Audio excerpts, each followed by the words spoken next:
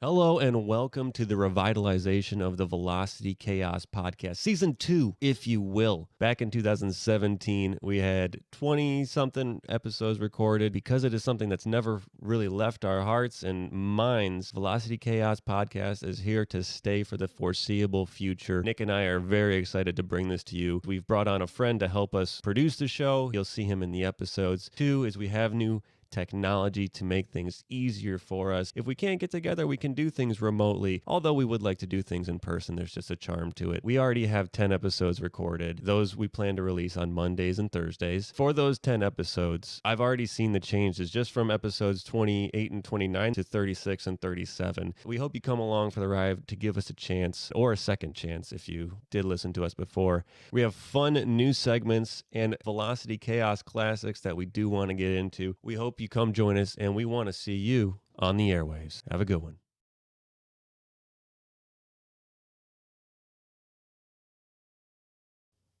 Welcome to another episode of Velocity Chaos!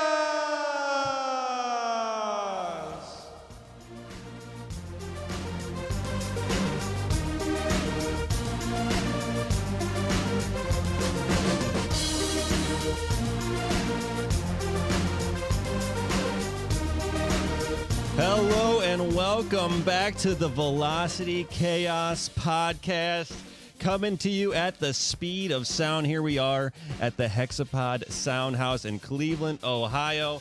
My name is Luke. I'm joined by my co-host, Nick. Oh, man, dude, when that music started playing, getting flashbacks. Happy to be here. That's great. Yeah, I'm getting tinglies all over my body. But thank you guys all for coming back to the show if you're here. If you were never here before, welcome for the first time.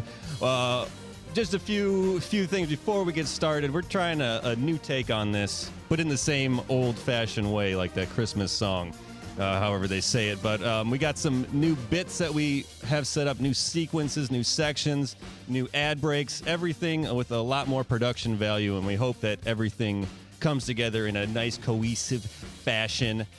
My goodness, one of the new things, Nick, would you like to bring us to that? Absolutely. Man, it's been a while since we've been doing Velocity Chaos, but I'm super stoked. We have a new member of the team, DJ Taters. Hey, what's going on? What's happening? Really happy to have you. Thanks for being here, man. Yeah, thanks for having me on the show, guys. Really excited to be a part of it this year. Adding a lot of production value and just making sure we're all running through it. So, yeah, Luke, tell us about Velocity Chaos. I am excited. We are back here with a fresh new episode. We're going to have some hard-hitting content right out the gate. Then we're going to go into a little flashback, take a little trip down memory lane. Then after that, we're going to pitch a movie. One of our favorite segments that we used to do was something. It was called something. No, it was called Based on a True Story. Thank you very much. We got all these notes now, and now it's nothing flying off the head. But Based on a True Story, where we pitch a movie based on a headline that we found, and then we would go back deeper and deeper into one story that's been on my mind for the last 4 years since we've done this. 5 years, I don't know, whenever. We're going to talk about the world's first head transplant. And that, I think, is going to be one of the most iconic moments of the show, is we finally get to know how it turned out. Amazing. And I'm so excited. Amazing. So thank you guys for being here.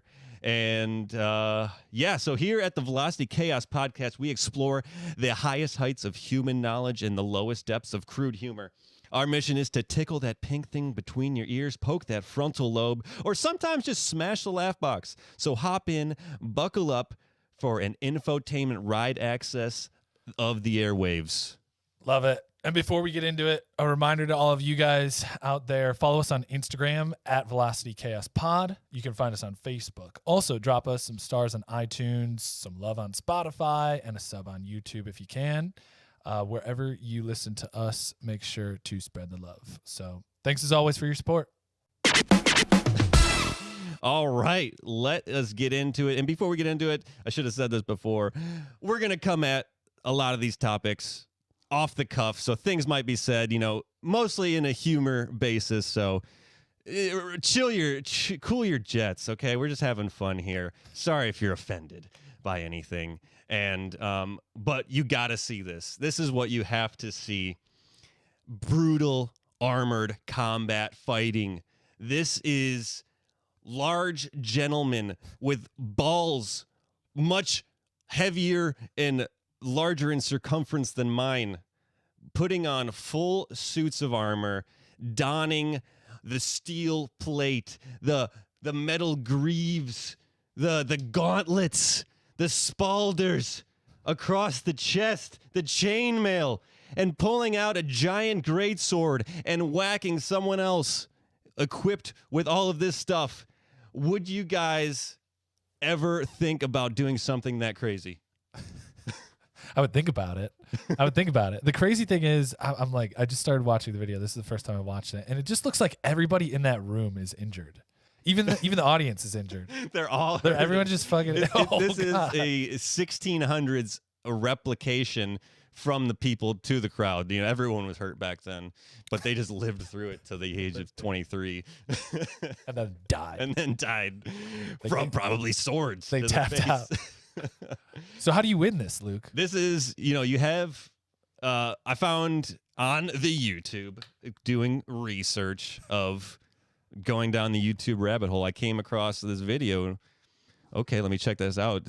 I see two fully dressed knights going at it with these hand axes, and like, holy, that's a big dude right there. And they're just whacking each other, and it's just one-on-one combat in that scenario that I fought, and I was just entranced by it. I was captivated. It's like, oh my God, I feel like I'm back in like the Coliseum, watching two people fighting for their lives in a way, and I'm just living it up, like just feeling great about it. So that's super interesting because like this isn't to the death, obviously. Not this one. Not this the one. Championships, yes. The championship, it's all or nothing. But there must be some sort of fascination for violence in sport. Like it's something built into human nature, right? Because I felt the same way. I was watching, you were talking, and I was like, I think I'm just going to watch the rest of this video. Yeah. But it was crazy, that playoff game last night, Buda Baker got a huge concussion. And I was reading the Twitter feed after, and a lot of people were saying, I love football and I watch every single game. But when I see an injury like this, it makes me think twice about watching it. So it's weird how subconsciously you can just enjoy football so much, and then something really bad happens. And I'm watching this sport, and it's like the Buda Baker concussion over and over and over again. Multiple times within, however long the runs are, if it's 2 minutes, 3 minutes, or 60 seconds of just brutality, just full power swings to the head, and it scares the ever-loving piss out of me. Yeah, it does. Yeah. Okay, so going back to your original question, would you do this? Would I do this? No, not unless I had to, and that's, I would think that going back to those times, those people did it because they had to, for whatever reasons, right. Because their king was like, defend my honor, you there, Sir Knight. And then they just go off and, fight another night, and someone's head gets chopped off, and someone gets to sleep at the brothel with all the maidens of the... Until the next tournament. Yeah, and here, they get all the biker chicks or something. I don't know. But this is a global thing. It's not just like, woo, United States, yeah! Like, this is a worldwide thing that people do, because it's based off of the European medieval... pre-17th century, so 1600s and before, about that kind of... They look real. Like it is. Everything's handcrafted. I watched another video. What? This guy was like, yeah, I've been the armorer here for, a couple decades, and it takes me 5-6 months to create a full piece of armor, or a full suit of armor that is, combat ready. And it's serious stuff. This is LARPing on crack. Yes. Yeah, LARPing holds no candle to this. Oh, lightning bolt. And they're throwing little Nerf darts at each other, or like foam swords. Yeah, exactly. So this guy takes like a couple shots to like the elbow to certain joints, how does he, what is it underneath? I get armor. I get that. But they're not this is not stunt fighting. This is not. This is trying to hurt the other person. Oh yeah. Yeah. Know what's under there? What? Manliness. Just pure manliness. Iron. Just iron testicles. Machismo. Iron machismo. He's got an anvil that he sleeps on. They're so battle hardened and probably barrel. It's just like what you think of a man, and you're thinking back to like 5 years ago what men really were. Do you think this could ever?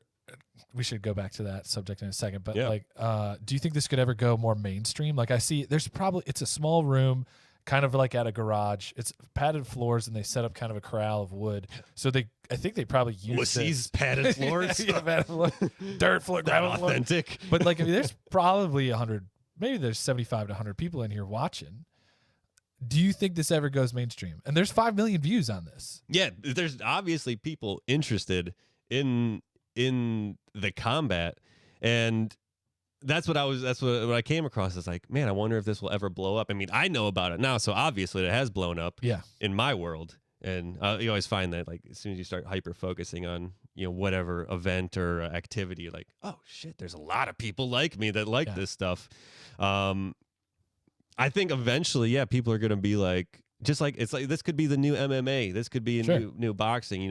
Prize fighters and stuff. And but as of right now, I remember, and it didn't come back to me until I was looking through all this stuff. Like, wait, my brother mentioned he used to work with a guy that did this. Wow. And this was 15 years ago, so it's been around. Yeah. And I think when I was coming through, like it kind of started surfacing in like the mid 90s.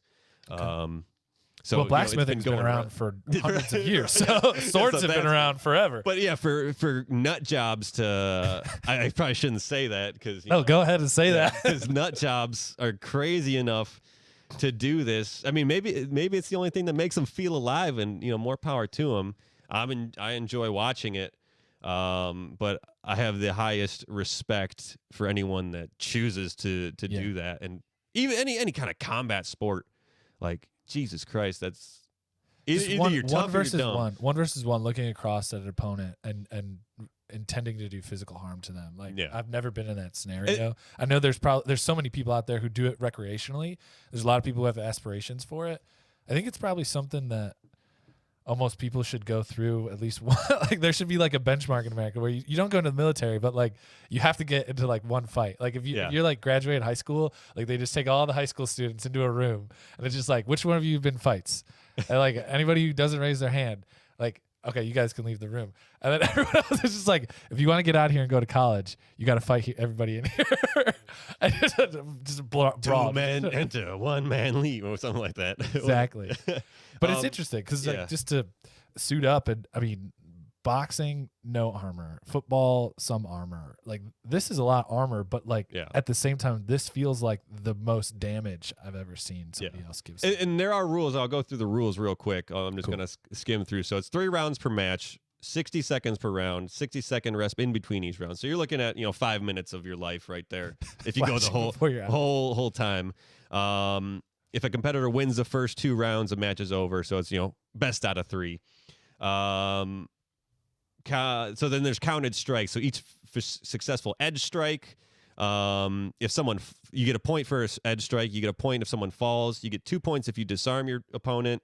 If you do a half strike and it's permitted, I think that's when you kind of like, like two-handed with and I think these are sword rules. And there's axe rules, pole arm rules, butt strikes. So if you attack with the bottom of the handle. You can push with your weapon. Only strikes with both hands on the weapon count. Strikes to hands are worth 0, so you can't attack the hands, but you can attack like the elbows and stuff. Yeah. Strikes to the groin and feet are forbidden. Strikes to behind the knee are forbidden. Strikes to a grounded opponent is forbidden. So there's some respect in just beat down. Yeah, it's like, oh, guy's down. Okay, I'm gonna take him because you're getting a point if he goes down anyway. Yeah. So it doesn't help. Grabbing opponent with opponent or their weapon with your hand is forbidden. So you can't grab with your hand, but you can like kind of like if you have like a pole arm with a hook on it, and this guy had an axe that had the kind of dropped. Yeah, so he was using it to, and that's Simon Rorick.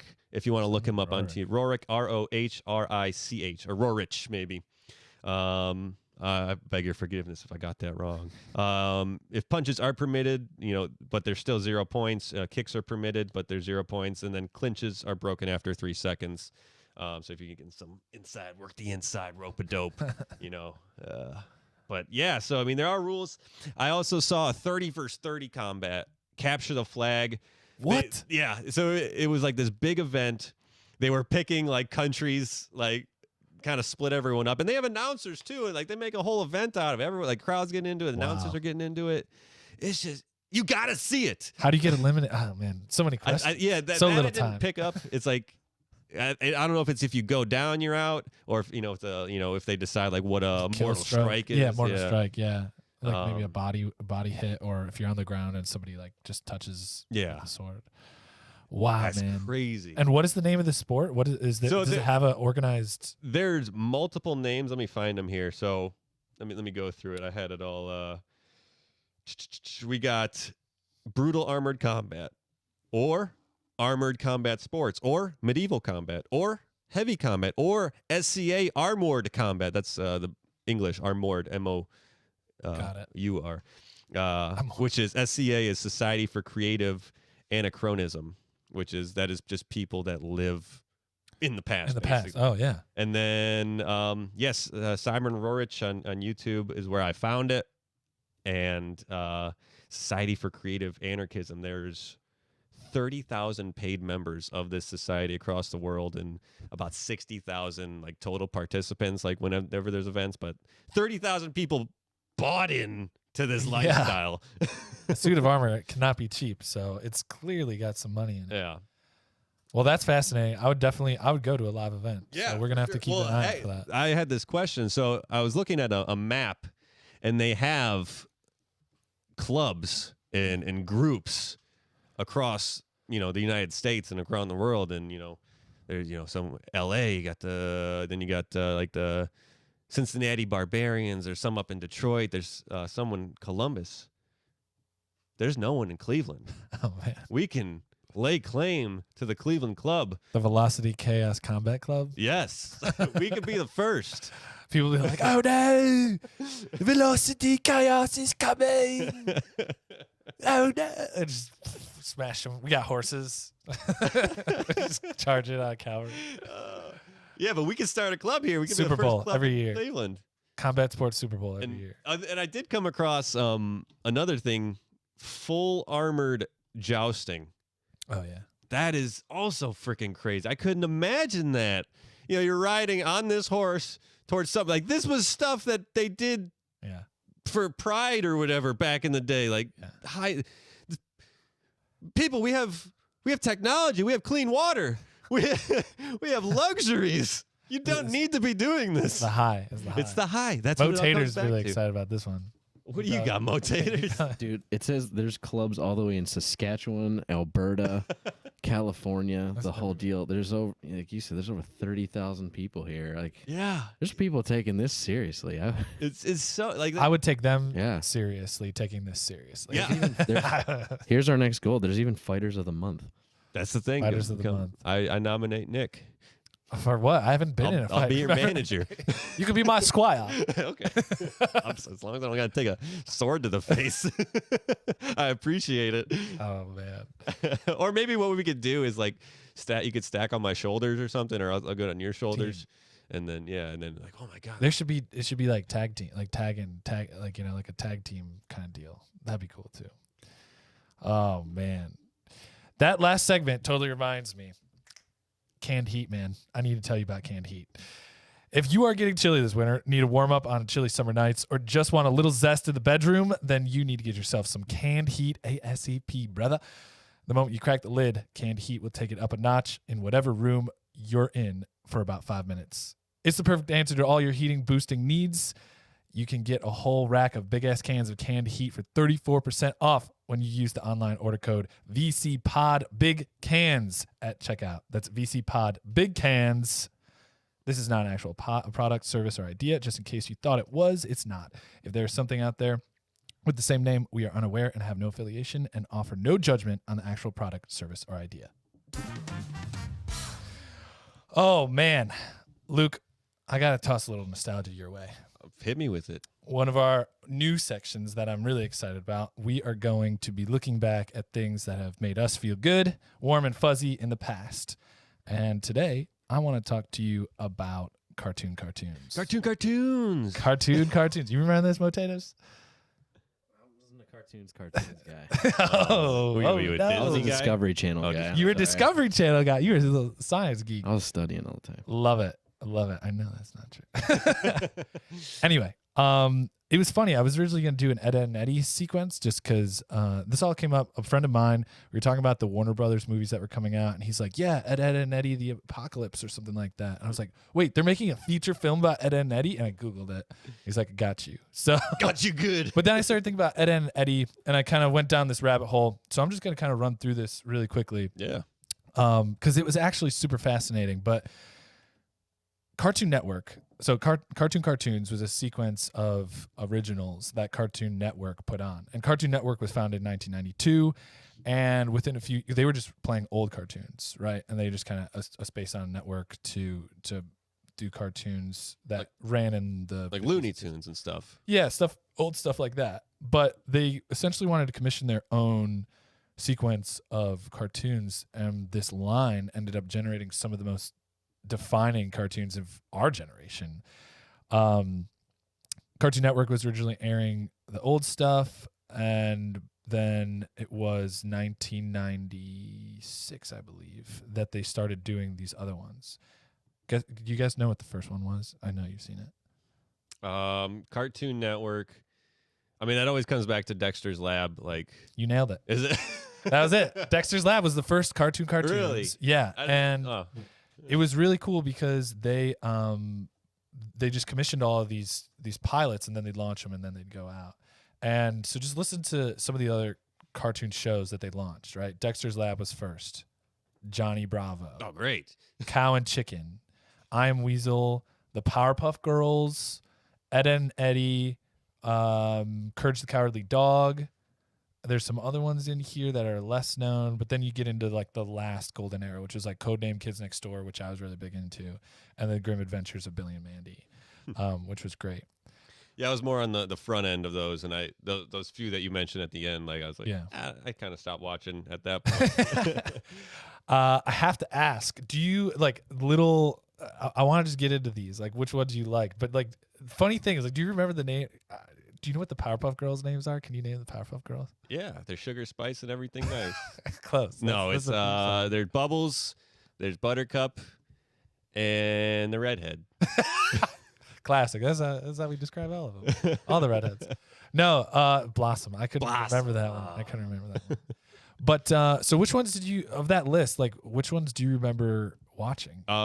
Dexter's Lab for sure. That was fun. DD. Yes, Didi, get out of my laboratory. And then I always remember omelette du fromage when he taught himself French because he had a French test, and then he only knew that one phrase because the computer got hung up. Like that was great. That's like the only episode I remember, but I remember watching it very much. Yeah. So like that's the thing. They're like in your brain, and you can't even remember all of them, but you're just like, I need that. I have Johnny Bravo. Like, Yeah. pretty mama. Like, it's just like those things that just ended up in your life. The thing with Johnny Bravo, I feel like there was no plot to that I can remember. It was just every like 20-second skits of him going, "Hey, mama," and then getting like beat down or something, and then he's back home and flipping up his hair, and then then it's just Exactly. another like transition into him seeing another like hottie and, "Hey, mama." It's a masterclass of just simple storytelling. Like, Yeah. I mean, it's 20 minutes long, and there's limited dialogue, but it's just these characters just go through a very simple plot and arc that I really loved. It was cool. Ed, Edd and Eddy was probably my favorite. That was a good one. And it's so funny. Like, I was pretty sheltered as a kid, to be really honest with you. So I wasn't really bullied. But like, I vicariously lived and was bullied like through Ed and Eddy. Like just like You how were the crazy. plank kid. I didn't have a plank, but I definitely had a baby blanket. Oh that I my just like God. carried around, right? Like, Makes so much sense now. it makes a lot of fucking sense. But the thing is, the creator, Danny Antonucci, he said that like plank was just like a thing that he thought up in the first couple episodes. But then pretty soon, like, I remember this, like Plank takes on this arc where he makes like Johnny do stuff, and it's just like gets really fucking dark. Yeah. And he said that came out and was discovered like as the show progressed. Just organically. And That's great. the cool thing is Ed and Eddie was the longest running and the last cartoon Really? to like, have their finale. And it was 2009. So 10-year gap. So the first episode was 1999 and then 10 years later. But it was 69 episodes spread over those years. So like it was only Wasn't 6 that seasons. many. Yeah, it was only 6 seasons. But it was a good one because they had all the characters, like 3 main characters, but then they had the school or whatever street, all the kids on the street too. Like you said, Johnny and Plank and the other I don't know. It was Rolf. It was like Rolf. That's what it was. Guy. The Tanker sisters. The Cankers. The Cankers. There he goes. Yeah. Like those were I was like really afraid of girls because it's just like that's what I thought they all were like. But like no, it was cool that they just kind of made a cul-de-sac. It was essentially the cul-de-sac. It was essentially our generation's Little Rascals animated. That's fair. That's a fair statement. Yeah. Why did none of them have parents ever? There's one episode, and there's like one of them showed up, and there was a Big Brother character that always beat the crap out of the one Ed brother. Like that was it. But he was like silly. Everyone they were always afraid of him. I was like, our parents are gonna be home, and our parents never showed up. But these kids are breaking into houses and stuff. Well, they just run around, a wild ride, hopping fences into other people's like yards. You don't know what's happening in the summer from 9 to 5 when the parents aren't home. I had a blast. I sucked a lot of gobstoppers after that show. The Jawbreaker. The funny thing is, like when they put them in their mouth, they drew the ear. Do you remember that? The ear was like, little nut. What is that? It was great. You know what? Back to the Plank thing. Yeah. If that was around now, they would have milked the marketing crap out of that for merchandise. Like kids would have had planks walking around, just pieces of wood. And especially now with Fortnite, like they would have a marriage of mediums, whatever. I don't know. We need to petition Fortnite to have an Ed and Eddie season. No, how cool would that be? Like you could get a skin Ed and Eddie or the Rolf or Plank with Johnny. Like, oh man, that'd be great. I'd like that. Well, you know what? If you think about it, especially like Powerpuff Girls, Courage the Cowardly Dog. I did see a lot of merch for Codename Kid Next Door. These things generated millions of dollars for Cartoon Network, and it was only, I think the list was like about a dozen that Cartoons had. So it was a lucrative venture, and each one ran less than a decade. Yeah, and I wonder what kind of competition that generated with like Nickelodeon and Disney, like oh no, cartoons. We gotta pump it up. We gotta get rid of this kid stuff. So that's one of the things I think I would point out from the nostalgia is like I remember Courage was like pretty violent for a cartoon. Yeah, like he'd jump out of his skin. Like weird stuff would happen to him. He'd get smushed. Like it was violent. And even Ed and Eddie, a lot of crap would happen to them that was really mature. Obviously Johnny Bravo, like Johnny Bravo did not age well. Let's be honest. We can make a parallel to Looney Tunes. Like you have Bugs Bunny and stuff, or even Roadrunner and Wile E. Coyote. That was very graphic stuff. Right. Then you got Pepe Le Pew, Daffy Duck. Oh yeah, Pepe Le Pew, like straight to Johnny Bravo. Yeah, it's like they didn't learn anything, but we had to have it. It's something that works. Or something. Yeah, everyone else has it wrong. But no, even Cow and Chicken was like really weird.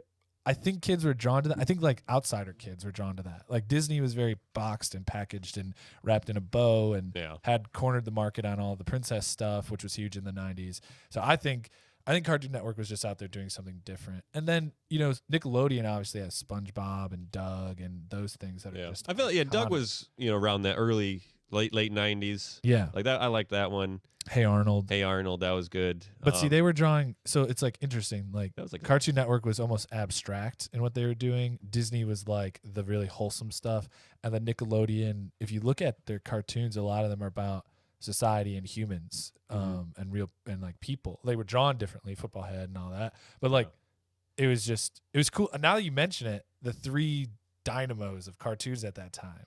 the dynamic was different. And I really like that you pointed that out. And it always seemed to work out when you're watching Dexter's Lab, and then Powerpuff Girls comes on, and you're like, and then it would be like Codename Kids. You're like, oh, I'm not watching that 'cause like I never got into it. Yeah. And then okay, let me flip over to Nickelodeon. And then okay, cool. Hey Arnold's on. I like that. Or Doug's coming on. Like, and then it would just like work out to that happened to be my sequence of shows that I enjoyed. Nice. Like they were never like two on at the same time. They might have primed us for binging.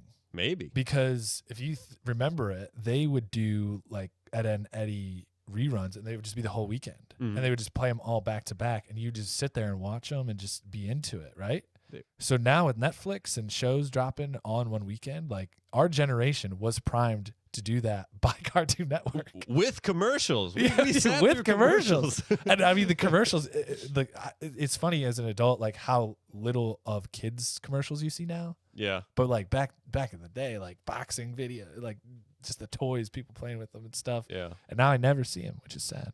Well, you're not watching enough. I'm sure if you watched enough, or when you have kids, like, I'm sure. And that'll be like, You'll be- yeah, now I remember why I enough. did miss this. Yeah. Well, man, thank you for walking down memory lane with me about cartoons. Real quick. Yeah. You're welcome, by the way. But Michelle's Netflix, her nephew uses it. Yeah. And so occasionally, like, it'll pop up recommendations. Yeah.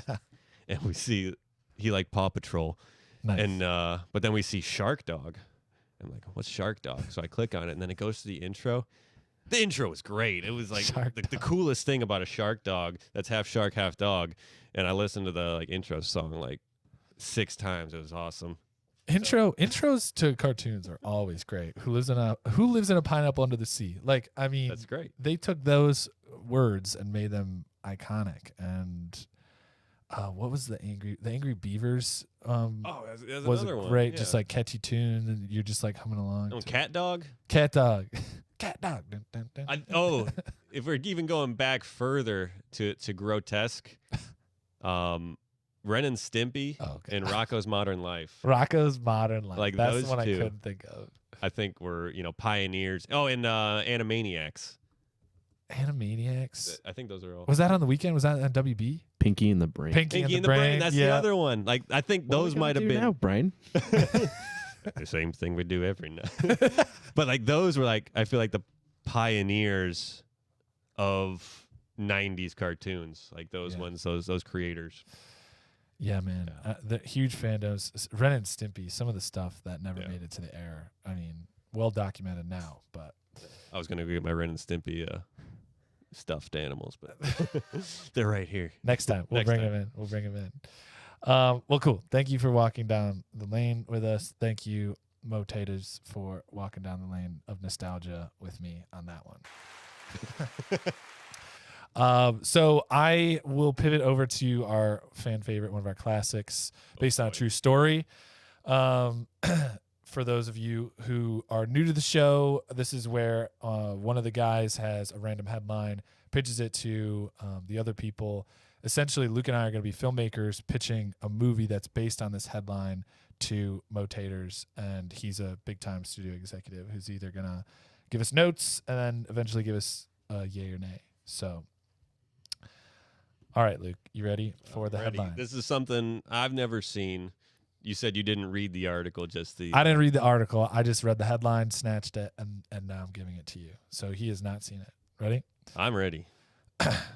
3 dead, hundreds injured after storms rouse scorpions in Egypt. Oh my goodness! Oh wow! This happened in November. So this is recent. this is recent, based on a true story. We are here at Big Swingin' Dick Productions.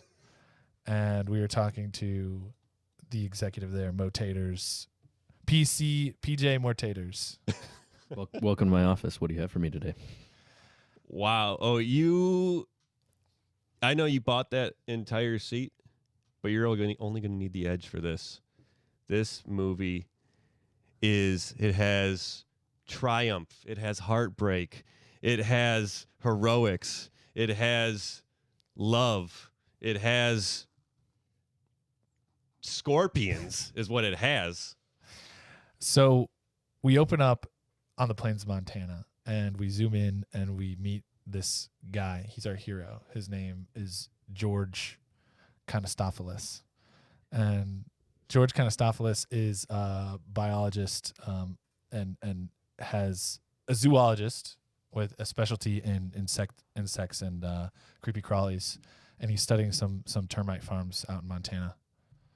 So George, I'm pretty sure that's his name, right? Yeah, George Konostopoulos. George Konostopoulos gets a phone call on his sat phone, and is on the other end is his ex-lover. And Cindy is like, George, I know the things that I said, but maybe if you just come back, we could fix things. I didn't mean to sleep with your brother. You look exactly the same as him. And I'm sorry. We can make it work. And so, George is, he's hurt. He's hurt by this. But he's also, he wants to give it some time. So he's out studying these termites, and the weather. He looked at the radar, whatever they call those radar maps, and it looked clear. It looked clear. And as he's digging deeper, looking around, okay, these termites are okay, normal biologist stuff. But what he does find, he falls, the ground kind of collapses, and he falls into this small little ditch, and he sees these like caverns, and there's this I don't want to say prehistoric, but he sees like a place that was once something of a society. Wow. Yeah. And his is eye opening to him, because he's just a termite biologist, right? And so he's like, oh my God, is this Atlantis? Like, it can't be. This isn't in the ocean. So he's like, what is this? So of course he's going to start phoning people, get hundreds of people in here, other scientists, other archaeologists, to start checking out this place. So this is all in the first 10 minutes. Okay. Yeah. This is the whole setup, right? So he ends up documenting all this, right? But then some of the clues in the photos that are published in like the New York Times, we cut over to Egypt, and there is a like a prince there, like an Egyptian prince in the government, and he is reading these articles, and he notices that some of the like glyphs on it are like related to this tablet that his dad owns. Okay. And on the top of the tablet is this giant scorpion, and he invites George Konostopoulos to come out to Egypt to like read this and learn about it and talk about it.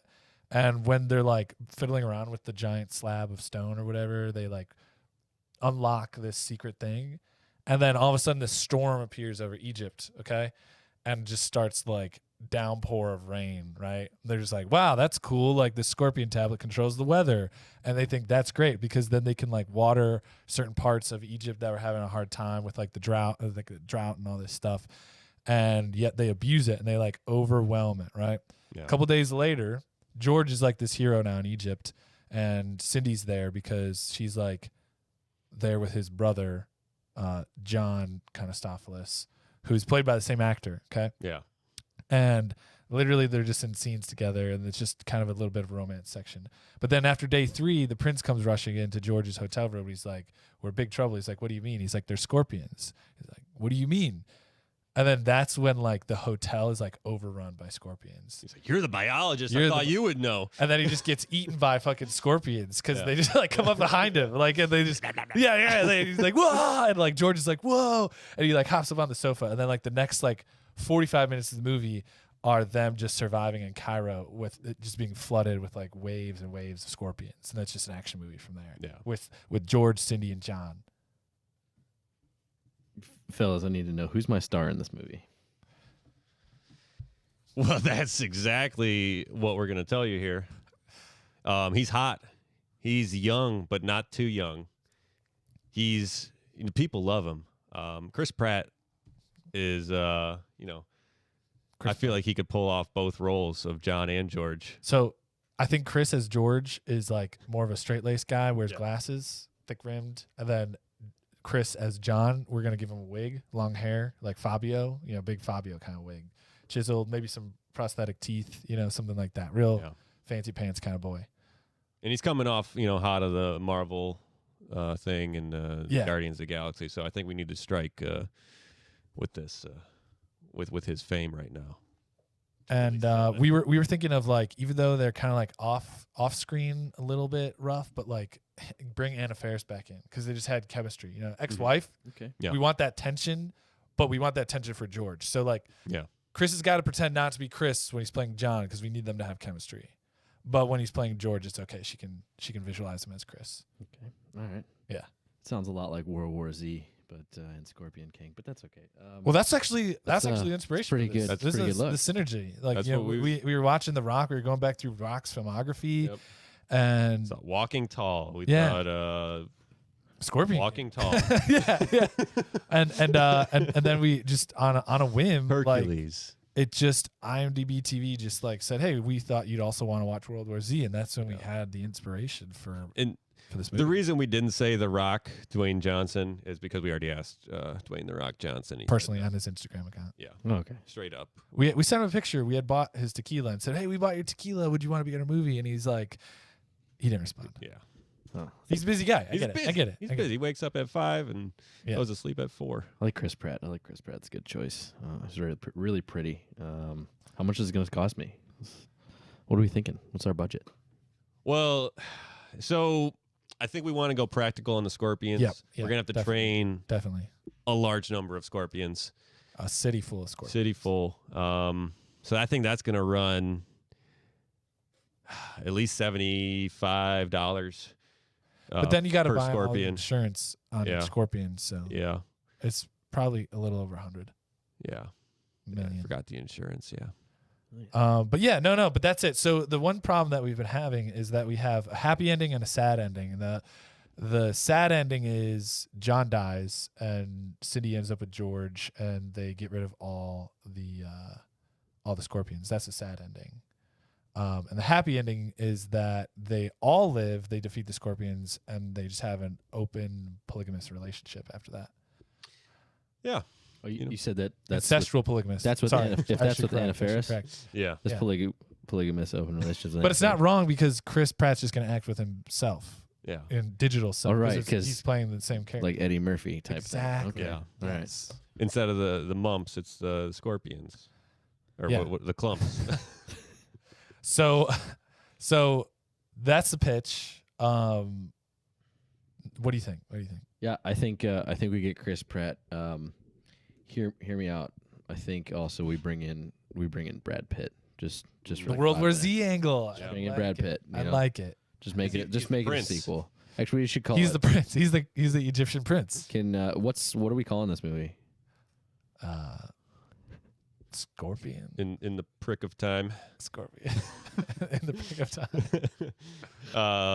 Scorpion Prince.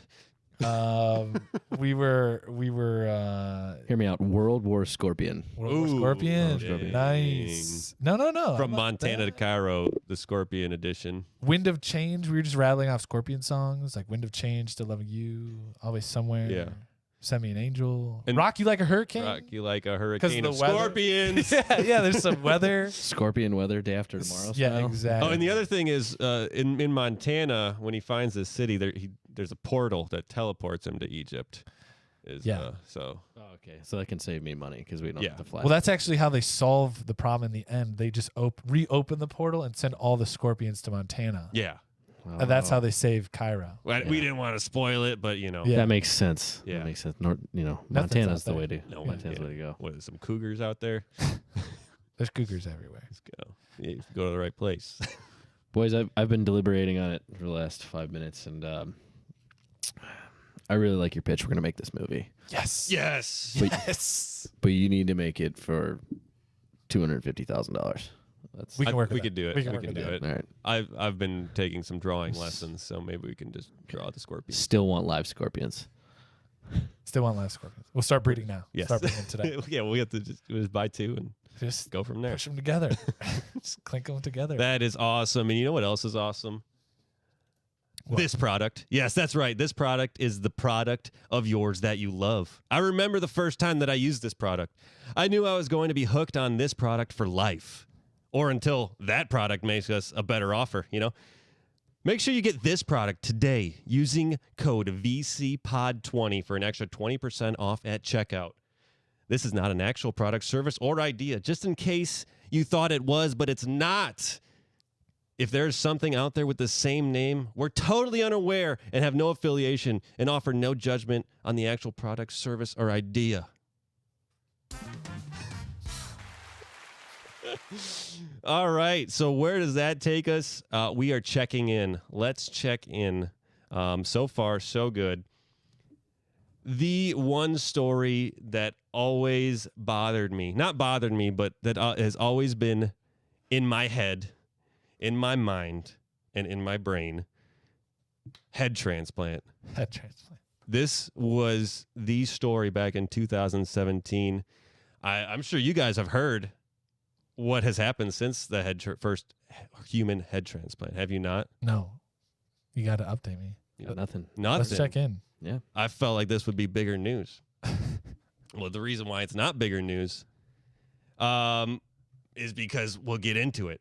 So let me just recap you here on the head transplant. We have Dr. Sergio Canavero, Italian neurosurgeon. He was set to do a head transplant on patient Valery Spiridonov, the Russian gentleman. He had, what is it? It is, in my notes, it is Wernig-Hoffman disease. Whoa. Yes, I know. Whoa. Those of you listening know what that muscle wasting condition is, but for you guys, it's a muscle wasting condition. Wernig-Hoffman disease. It's also known as spinal muscular atrophy. And, there's 4 levels of this atrophy, but, gets worse. Okay. Anywho, so Valery Spiridonov, and not Valery Fedorovich Spiridonov, who was a former pair skater and who competed for the Soviet Union with Inna Volyanskaya and won 6 international medals. But this Valery Spiridonov is he's a coding genius and networking guy, but he's also restricted to just a wheelchair. Got it. So, enough of the fluff. What happened? Who was murdered? What? No one. Oh. Yet. So wait. Valeri, let me just get this right. So Valeri, essentially, his body was giving up on him, and he's like, I want my head, which is brilliant and genius, to be put on a body that works. Correct. Well, so that's what happened.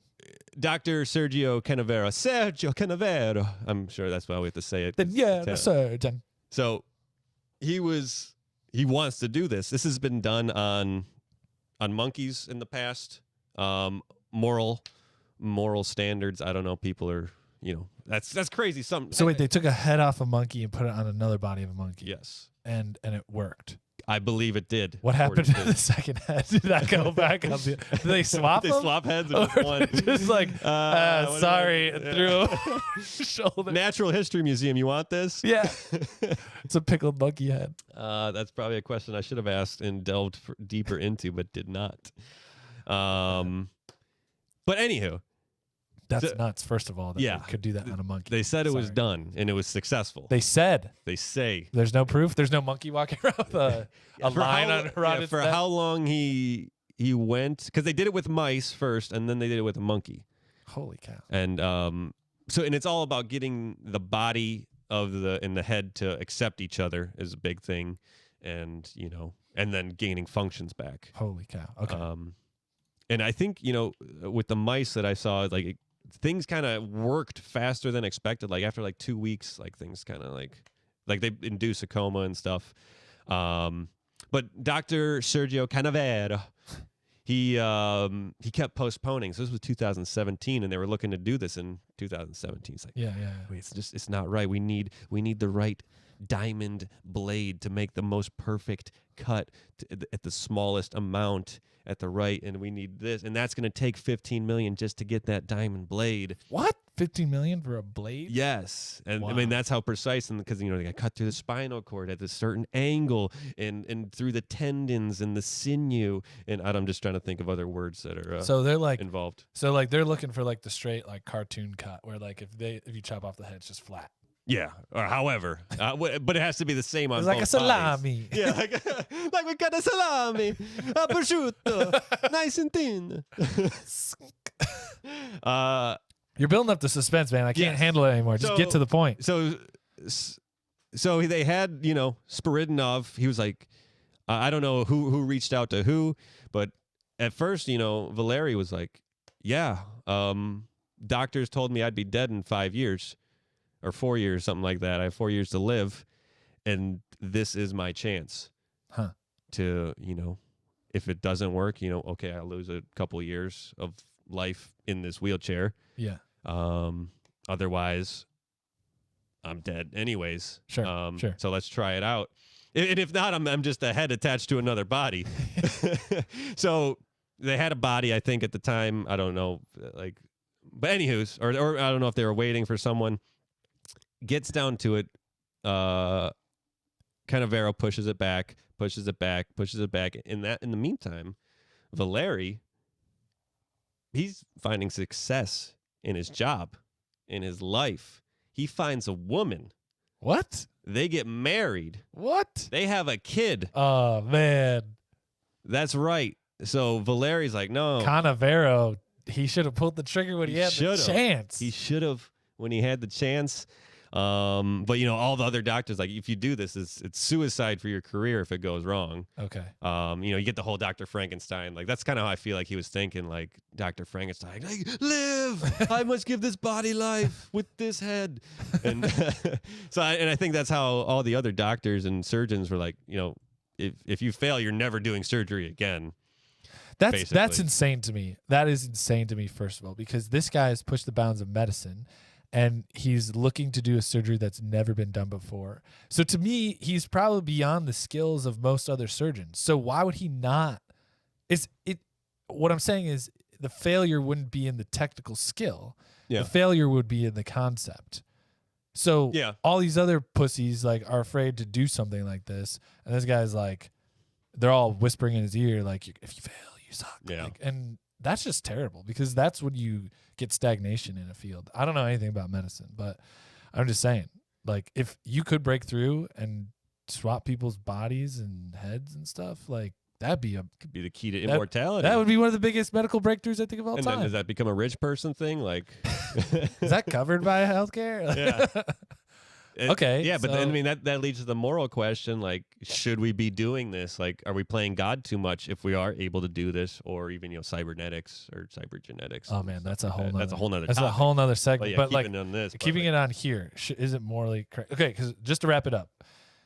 Oh, I got more, but yeah. Oh well, then blow through it. Let's get through it. Okay. Let's get through it.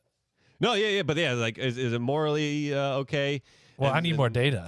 Exactly, that's the thing, and we don't have. It says here that one attempt at a monkey head transplant, they said it was initially successful, but then within 3 to 6 hours, the body started to fail, and all the drugs that they gave it shot the bodies to hell. So they pretty much died within 6 hours. Yeah. Damn. They said at first, but it could chew. It said it could blink. It could track moving objects. That's crazy. But it gave it so many drugs, and they used deep hypothermia to keep the brains alive. So they basically froze the brain. Yeah. All I'm saying is just that amount. I appreciate that. Yeah, thank you. But like, just that amount of success, right? Mm-hmm. Is a step in the right direction. If they swapped the body and it just said nope and just nothing happened and it happened on 2 monkeys, then you're probably like, small sample size, but this isn't going to work. But the fact that it could for 6 hours, now it's just a matter of improving the results. Right? Yeah. Rather than saying it's not even conceptually plausible. Okay, so what else? What about Valeri and Sergio? So, yeah, I mean, Valeri, he's getting new certifications and stuff. He's living life with his new hot wife, let me add. Oh. She's a total smoking babe. She also, she's smart, too. She has 2 degrees and everything. What? Like, yeah. I checked her up on their Instagrams and stuff, like, and, they have a kid. And some people are like, I don't know if that's his kid because, people with that condition. But even if it is someone else's kid, like, and they love each other, I mean, or it's adopted or whatever, and a donor, like, that's making him happy. And happiness, I think, is the best medicine. And laughter and joy is, he, as of right now, from what I read recently, he said, doctor said I would be dead in 4 or 5 years. Right now, like, my condition isn't getting any worse. I feel great. Wow. As good as I can be. And I'm glad, to be living the life I'm living. And it seems like nothing passed on to his son. So there you go. It's like, I think that's, such a joy for him. Huge testament of the human spirit. But if he did get the transplant, this is like a personal question. Sure. And maybe I probably shouldn't ask. Why? But if you got your head transplanted onto another body, and then now you got someone else's wiener, like, is that something like? Could be an improvement. Could be a setback. Yeah, where has that wiener been? Do we get to select? Yeah. Well, see, that's the most interesting part of all this, right? Is like, if the head does successfully transplant to a body, that body has different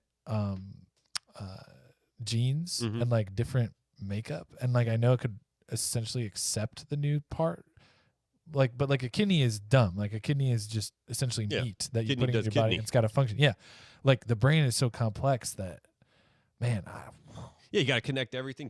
Do you connect the vocal cords and everything? Does your voice change? Well, that's like, where do they make the cut? Yeah. Like, I don't know. There's so much going on in your neck. Yeah. Anyway. Okay, so he's declined it. Yeah, as of right now, he's declined it. I don't think he's probably not coming back to it, know, because that's suicide in a way. Yeah. But the thing that I kind of want to end on here is women ruin everything. We were at the moment of experiencing, as a people of the world, 7 point whatever billion people were waiting for this head transplant. And then this pretty little thing comes on by, changes Valeri's mind. She's like, I don't think you should get the head transplant, dear.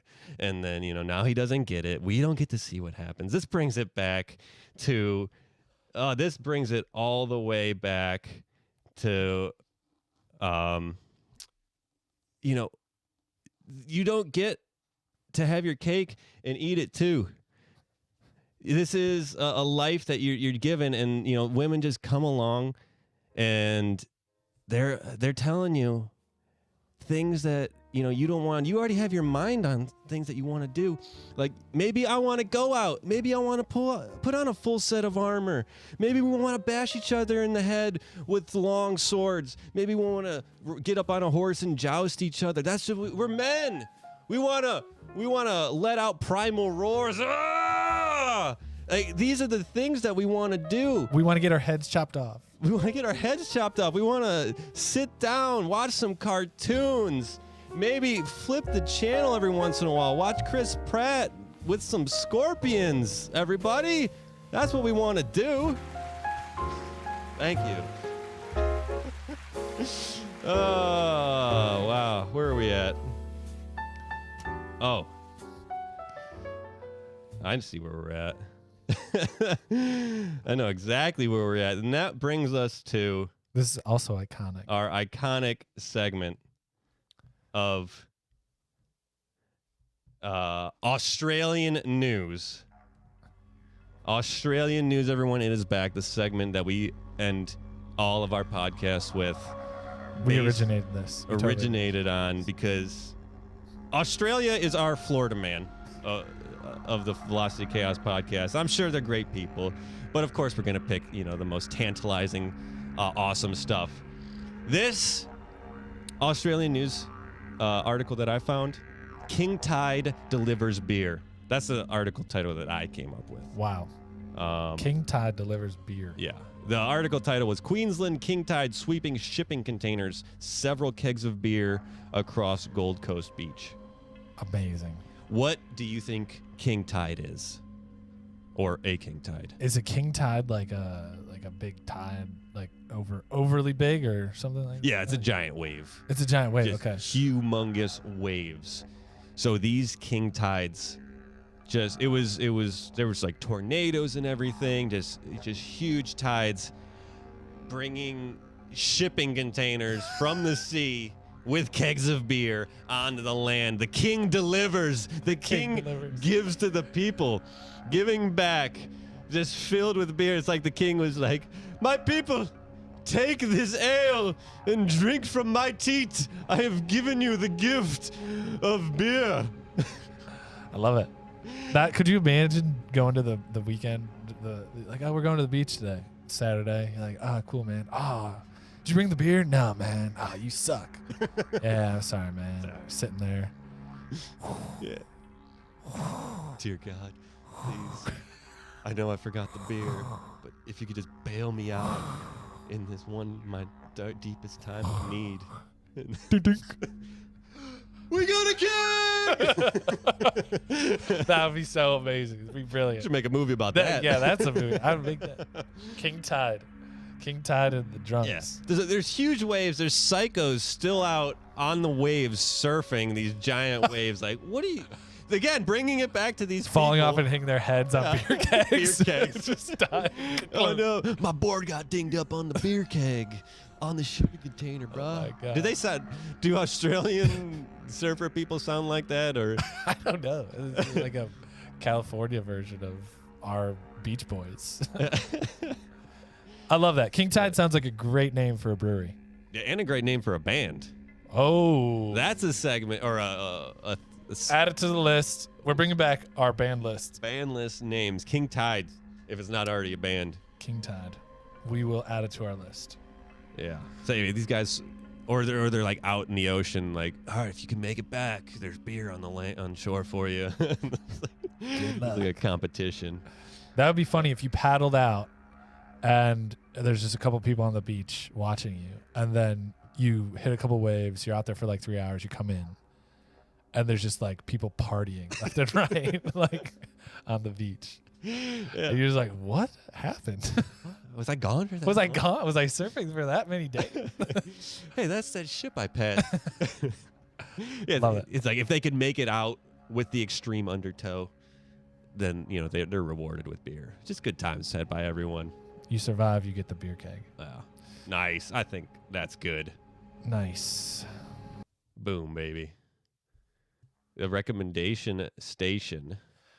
Yeah, so here at the new version of Velocity Chaos podcast, we just want to, at the end of each show, Luke or I are going to toss you a recommendation, a book, a movie, a TV show, a song, a newspaper article. It can be anything. It could be food. The idea is we just want to enlighten you guys as we get enlightened ourselves. So this time around, I want to give you a recommendation to read The Color of Magic by Terry Pratchett. Terry Pratchett is an English author, a satirist, and comedian writer. He wrote this book in 1983, and it's the first book in his series called Discworld. Guess how many books are in Discworld? 7. 41. So he essentially creates this whole entire world. It's like a fantasy comedy. And it's given us some incredible quotes, some insightful, some just humorous. My name is immaterial, she said. That's a pretty name, said Rincewind. There's cool ones. Like, it is at this point that normal language gives up and goes and has a drink. If I were you, I'd sue my face for slander. Plenty of these kind of just really fun quotes that are just scathing, insightful, meaningful. So I highly recommend it. The Color of Magic, Terry Pratchett. Sounds fun. 1983. Excellent. Thank you. Well, I think that that'll about do it here. That does it for me. That's all my stuff. So I want to just thank you for returning to the Velocity Chaos podcast with me, this land of chaos. I want to thank Mo Taters. Thank you for having me. Thank you. We're happy to have you here, man, running the board and giving us all you got in the sound department. So this is Nick, Velocity Chaos podcast, signing off. All right, and this is Luke. Thank you guys for bearing with us. Hiccups are bound to happen, but we will plow right through them. And a good time to be had, whether it's funny is what, most of the time. But, there'll be serious moments. There'll be heartfelt moments. There will be angry moments, but entertainment is what we're going for. And if you are not entertained, sorry. Maybe try the next one and see if you like that. Give it at least 5, 6, 7 tries. But like we always say, if you don't keep your head, you can't drink your beer. Have a good one, everyone. Thank you for tuning in to the Velocity Chaos Podcast. We upload new episodes every Monday and Thursday. Be sure to subscribe and rate us on iTunes, Spotify, or your podcast platform of choice. Interact with us on Instagram at Velocity Chaos Pod or on Facebook and YouTube at Velocity Chaos Podcast. We are grateful for your time and hope you enjoyed it here. Please tell a friend, and thank you once again.